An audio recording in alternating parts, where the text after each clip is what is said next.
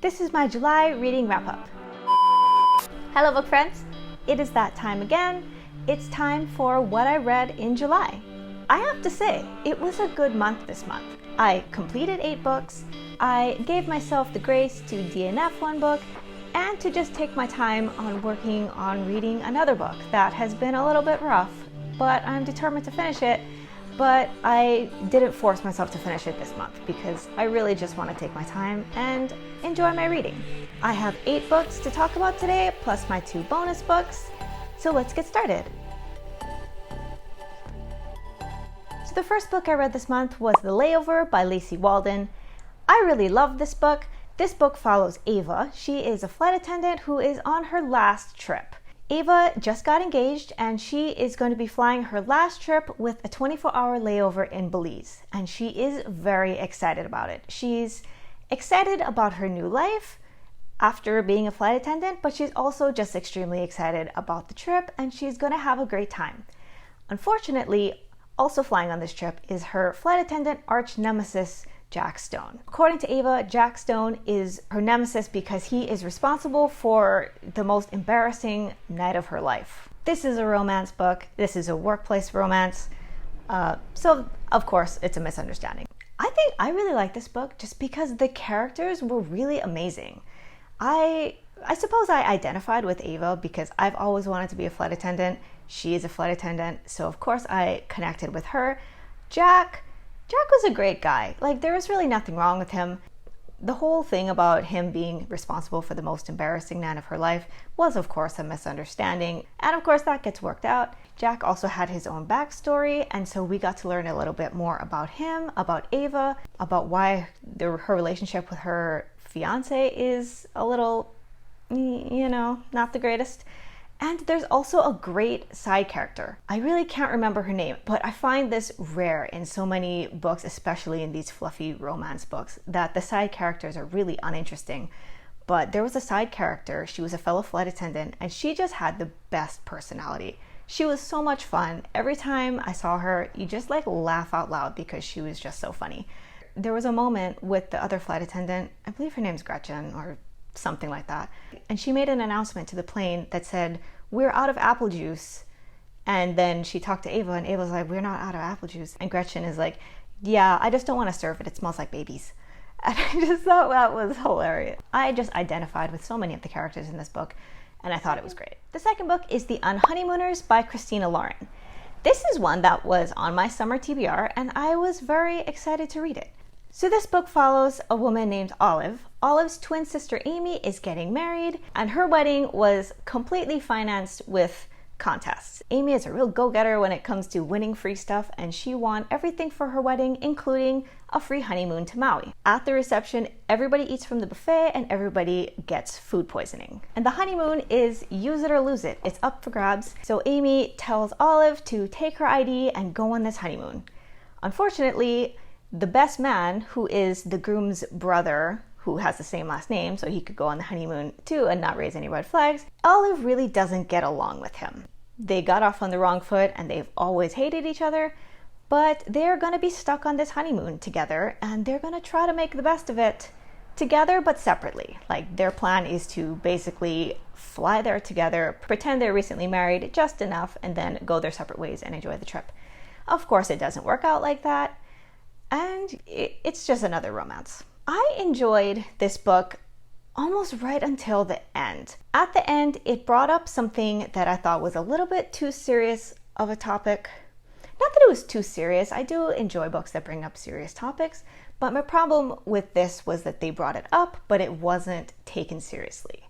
It was brought up and it was a kind of rushed conclusion, and then after that it was like, oh, it's all okay again, when really something like that, I wouldn't have been okay. I wouldn't have just forgiven. So I don't know. That's one thing that I really wasn't a fan of. But overall, I enjoyed most of the book and I still enjoyed it overall. Also, Olive's main personality trait in this book was pessimism. Overall, very pessimistic. And she was quite insecure. She mentioned being the curvy twin quite a lot. And these are things that the authors attempted to resolve by the end of the book, but I don't think it was done really well, especially with the rushed conclusion and then bringing up a serious topic at the end. Everything at the end just felt really rushed, and like things came up and then all of a sudden it's like, okay, everything's okay. We're gonna have a happy ending. And this all happened in the course of, I feel like 30 pages. So it was okay. It was a fun ride, but it was an unsatisfying conclusion. So the third book was Six of Crows by Leigh Bardugo. This one, I do have a full review in a previous vlog, so I'll link to that below if you want to go and watch it. Basically, this book follows a group of 6 misfit teenagers who are sent on a mission to basically capture a guy who allegedly created a drug that is dangerous to the Grisha. The Grisha are basically witches who are essentially kept as slaves. They are used for their powers because their powers are useful, but still they are ostracized and treated as being different, essentially slaves. I didn't really connect with any of the characters. It was an interesting story, it was an interesting concept. The plotline moved along relatively quickly, but my problem was I didn't really connect with any of the characters. I don't know why. They were all teenagers, maybe that's why I didn't connect with any of them, but I didn't really get emotionally invested in this story, and I felt like I was kind of reading it on autopilot. So I know this is an extremely popular one. I see the merit in it. I can see why a lot of people really love it, but I don't think it was for me. The fourth book is How to Stop Time by Matt Haig. This book was for me. I really just thought this book was beautiful, and it had such a simple message in the end, but I just thought it was just so beautiful and calming. So this book follows a man named Tom. He is 400 something years old, but he presents as a 41-year-old. He has a disease called anageria, which is the opposite of progeria. So basically he just ages at a really slow rate. He's not immortal, but he's just going to live an extremely long time. He's estimated to live about 950 to 1,000 years. This story is about Tom as he basically just tries to navigate having this long life, keeping the secret, and dealing with being different. So after trying for years to live normally and not having any luck, he was on the run and he tries to get help, but is laughed at and then persecuted, and people who he encounters mysteriously die. He is recruited by the Albatross Society. The society claims that they can protect him and protect his secret. And in exchange for this protection, members of the Albatross Society are sent out on missions basically to recruit new members. They only have one rule, and that is to never fall in love, presumably so that you don't form connections and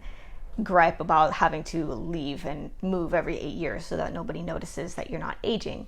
So throughout the course of the book, Tom is very loyal to the Albatross Society. On one of these missions, Tom encounters someone who is like him, who just doesn't want to play by the rules. He has done everything wrong. He's gotten famous, he's all over the internet, and he's been in the same place for 17 years. People are starting to notice, and he's right at the brink of people really noticing that he's not aging, but he doesn't care. He just wants to live his life. And Tom thinks this is ridiculous, so does the society. Ultimately, I think is a book about just living your life. You would think Tom's situation would be so different from any of ours because we know how long we have, and it is very short compared to the time that Tom has. But ultimately, we all just need to live our life to the fullest every day. And that's the lesson that Tom learned, and that's a lesson that we should all learn. So I really loved this book. It had a really calm and contemplative tone. Maybe some people might find it boring, but I didn't think it was boring. I thought it was just really beautiful, and I loved it. The next book is Gwendy's Final Task by Stephen King and Richard Chizmar. I didn't realize before I read it, but it is the third in a series. Basically, I just read the conclusion to a series and I didn't know it. At this point, I don't think I'm going to go back and read the first two, and I feel like reading this one, I had enough information just in this book. I wasn't confused about what was happening. So if you want to read just this book, I think it's fine. I don't think it's really necessary to read the entire series. So I picked this book up because I had wanted to read a Stephen King book. I had always wanted to, never got around to it, and I was just browsing in the library and I saw this book. So I thought, why not? I picked it up expecting it to be scary. It was not. It was, I'm not sure if this is a middle grade or a YA, but it was clearly meant for children. It was fun and goofy, and cartoony. It almost read like a Disney Channel movie. It was just goofy. Like if you remember like those movies like The Descendants and Zombies, it kind of read like those books. I mean, it was a good time. It was fun. It was lighthearted, not serious at all. So this book follows a woman named Gwendy. Gwendy is a US Senator for the state of Maine. Since the age of 12, there's this mysterious box that has been coming in and out of Gwendy's life. The box contains 7 colored buttons and 1 black button. These are just colored plastic buttons. Imagine just like children's toy buttons. And since the age of 12, Gwendy has had the box sometimes. It's gone to other owners at other times. So each one of the buttons in the box corresponds to a continent on Earth, and the black button is just like a self-destruct button. And when you press any of the buttons corresponding with any of the continents, a disaster happens there. The keeper of the box, Ferris, mentioned that one of the previous owners recently had pressed the Asia button, and since then 2 people from a wet market in Wuhan have gotten sick and died, which doesn't sound like much, but plenty more people are sick. So we know what this is referring to, and so it was nice that it grounded it in reality, and kind of just that gave us a sense of what this box can do. Gwendy's in her 60s now, and she has the box again. Ferris lets her know that recently the box has been known to make its previous owners somehow unalive themselves or does it for them. And Gwendy is basically on a mission to get rid of this box once and for all. So at the beginning of the story, Gwendy is basically at a launching pad for a SpaceX style spaceship. What I mean by SpaceX is there's like paying passengers, and this isn't a government sponsored NASA all professional astronauts kind of space mission. This is not really for fun, but non-astronauts are going up into space for various personal or other reasons. And on this spaceship, the paying passenger is this billionaire guy who obviously loves power, and he is trying to be subtle about the fact that he wants that box, but he's not really very subtle about it. And so he is trying to get this box. Gwendy's trying to get rid of the box. It's a very good time. It's fun. There's some like funny combat. There's somebody dies, and it's very funny. Usually it's not funny when somebody dies, but it's pretty funny when this person dies. And so yeah, I mean, if you are looking for just a goofy laugh kind of book, I recommend this book. I thought it was fun. Yeah, I thought it was a great book.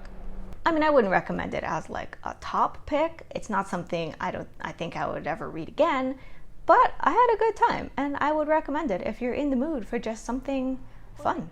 So the next book was Wedding Crasher by Mia Sosa. This is the 3rd rom-com that I'd read this month, and I would place it as my 2nd favorite. So the Layover was first, and then this one, and then the Unhoneymooners would come in 3rd. So this book follows a woman named Solange. Solange is working with her sister on a wedding, and Solange is just walking around before the wedding, and she walks in on the bride professing her love to some guy who is not the groom. And then when the ceremony starts and there's the, forever hold your peace part, she actually stands up and is all dramatic and like, no, I object, and like that. And she felt bad about it. She thought she was just ruining lives. But come to find out, the groom is kind of just resigned to the fact that it's like, yeah, we didn't love each other. This was going to be a marriage of convenience because we were on the same page in life and we were going to just be a power couple, but we didn't really love each other. And Solange is like, okay, that's weird. So they kind of go their separate ways. The groom's name is completely slipping my mind right now. But basically, he is a lawyer and he is trying to make partner at his firm. He was getting married because he thought it would make him look more serious and therefore advance his career, but he wasn't really in love with the bride. So their arranged marriage kind of falls apart. He's not emotionally crushed about it. He doesn't care about it in that sense, but he is a little bit worried about his career prospects. And then something comes up at work where he really needs to have a partner, just because it'll make him look serious, make him look like a grown man.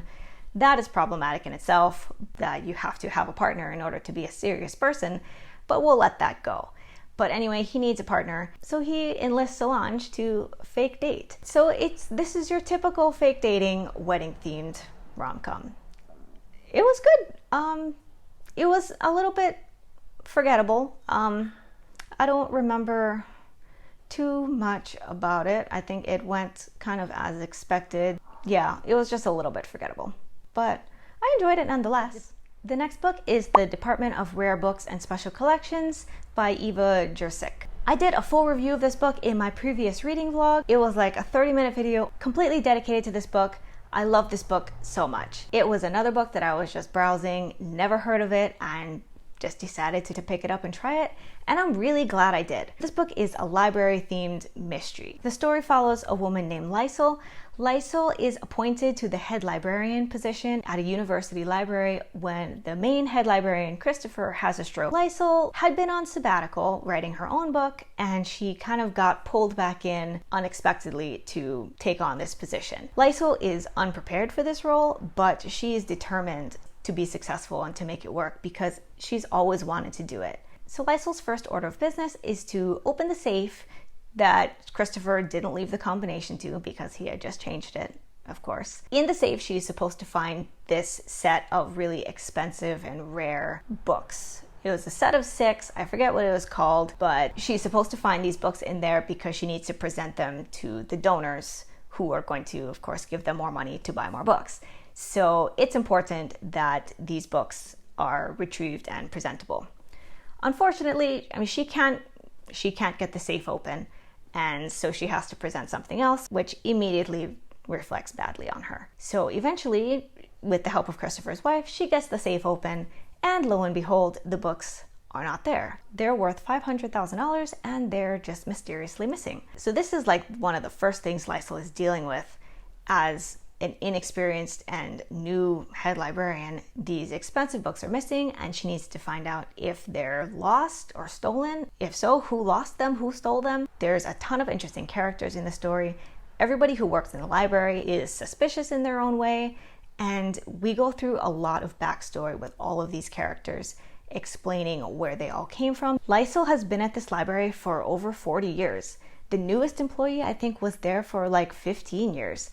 So everyone is just really invested. It was the characters that really just made this story. They were all so well crafted, and everybody was just so interesting. If you want to hear more about my final thoughts and with some spoilers, you can watch my last vlog. I went really deeply into everything that I felt about how it worked out and the conclusion. But for now, I'll just say I really love the book. And if you are into libraries and books, you'll love this book. The last book I completed was The Starless Sea by Erin Morgenstern. This is a book that was very popular, and so I was very excited to read it.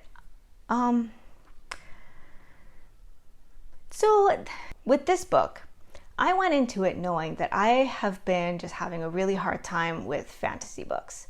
I have such a hard time getting into them because I feel like the characters are just not as well developed as other literary fiction or contemporaries, such as the Department of Rare Books and Special Collections.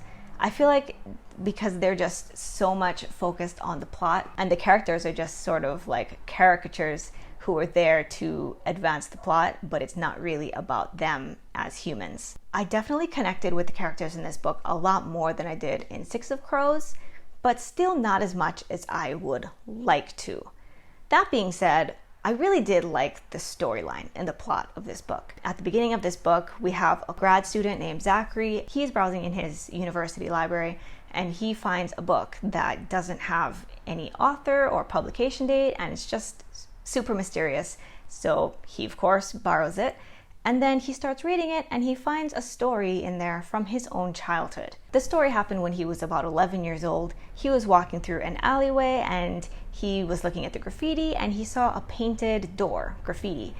And he didn't really know what to think of it at the time, but he was just intrigued by it. And so this is the story that he read in this book. And he was like, how could this be? This book is older than I am. How could this story be here? So I just finished this book, so I haven't really had time to really think it through and absorb it. I enjoyed it. It had a similar contemplative tone to How to Stop Time. It was overall calming and contemplative. I think I need a little bit more time to absorb the plot. This is one that I will have to, I think, update later once I think it through a little bit and really think about what the moral of this story was, and even just get it through my head how the story progressed. The first half of the book was difficult for me to get into because it was jumping timelines quite a lot. Not even in the sense where you know how the timeline works. It was just jumping around between Zachary's present day and other time. I was having some trouble following in the beginning, but then about halfway through it all started to come together. We started to know how all of these different characters and timelines were related. And so at that point it was much more riveting. I was much more invested, and I just had to finish it. I think I read from about the last third all the way to the end. I read that quickly. I just blasted through it in one sitting because at that point it was really just a page turner. So I think if you're one that has trouble with fantasy books, you actually may like this one. Zachary was not the best developed character, but he wasn't terrible, and I did empathize with him. There was also a really sweet romance element to it that was not overdone. It was just really nice, and so I enjoyed it. So now, unfortunately, I have a DNF. This is The Lost Apothecary by Sarah Penner. So this book sounded like something that I would really love, and so that's why I was so disappointed to DNF it. This book starts out in the 1700s following a woman named Nella. Nella is a healer who runs her apothecary shop in order to help people, but sort of as an underground side aspect to her business, she has been helping to heal women's lives by selling poison to rid them of men in their life who are harming them. We also have a present day timeline of a woman who is traveling alone in London. She has a man in her life who she is spending time away from, hence the trip to London, and he is causing harm in her life. I actually don't know where that storyline goes because I only got about a quarter of the way through the book. I DNF'd it mainly because there were some graphic descriptions that I couldn't handle. That was basically it. I was just uncomfortable with how things were described. So yeah, I was so disappointed because when I was reading the first quarter of the book, I was really into it. I thought it was just gonna have a great message, and yeah, so I wish it wasn't so graphic. Last up, here we are again, The Girl Who Kicked the Hornet's Nest. I have been working on this book for a month and a half, seriously. I have been reading it extremely slowly, and it's just been rough. I just borrowed this book from the library for the third time, and I haven't even put a bookmark in it, so I can't even tell you exactly how far of the way I am through. I think about 2/3. But if I remember correctly where I put it down the last time I picked it up, it was nothing nothing was happening. All of the characters are still just in a holding pattern. And yeah, no real updates here besides the fact that I am determined to finish it this month. You know, it's August now. I will finish this book and I will update. In my August reading wrap up, you will see this book. I will have finished it. But on the bright side, I am pleased with myself that I have given myself the just space to be slow reading it. Usually I like to not draw out my reading of books too long because I feel like I forget what happened in the beginning by the time I reach the end if it takes me too long to read it. But with this one, not a ton has happened anyway, so I feel like I might as well just take my time getting through it and try to just enjoy the meandering as much as I can, because that has to be the point of this. It has to just be that you're going to enjoy the meanderingness and slowly having information trickled out to you. But there's just so much information that I feel like there's no way I'm going to remember all of this by the end. And so to try to keep all of this information in my head in order to put it all together at the end and have some like epiphany moment about how all this works, I feel like that's kind of a tall order. And this author maybe has a little bit high expectations for people's attention spans and memory. But nonetheless, I will finish it and I will let you know how it goes next month.